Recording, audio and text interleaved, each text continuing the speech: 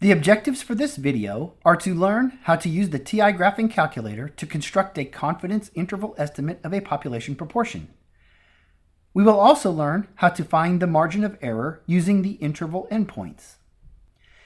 In a random sample of 250 days in the state of California, the average ambient concentration of benzene was greater than 3.7 micrograms per cubic meter on 71 of those days. Find the 90% confidence interval estimate for the population proportion of days in California where the average ambient concentration of benzene is greater than 3.7 micrograms per cubic meter.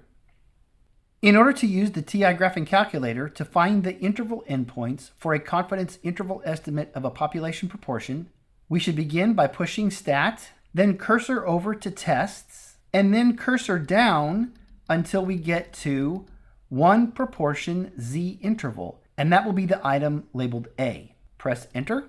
For this problem, X, our number of successes, was 71. N, the number of observations, was 250. Our confidence level is 0.9 or 90%.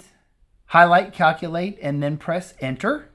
And we can see that our interval endpoints are 0.237 and 0.331.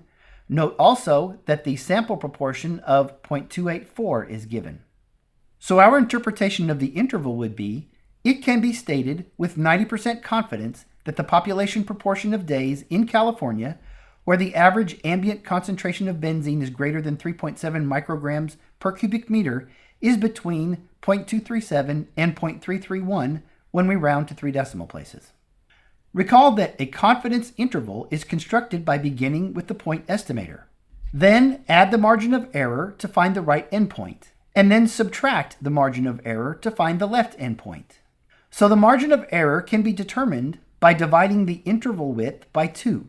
So we can calculate the margin of error for this interval by subtracting the left endpoint from the right endpoint and then dividing by 2. This gives us a margin of error of 0.047. So with 95% confidence, our estimate is within 4.7% of the true proportion. In this video, we learned how to calculate the interval endpoints of a confidence interval estimate for a population proportion using the TI graphing calculator. We also learned how to find the margin of error using the interval endpoints.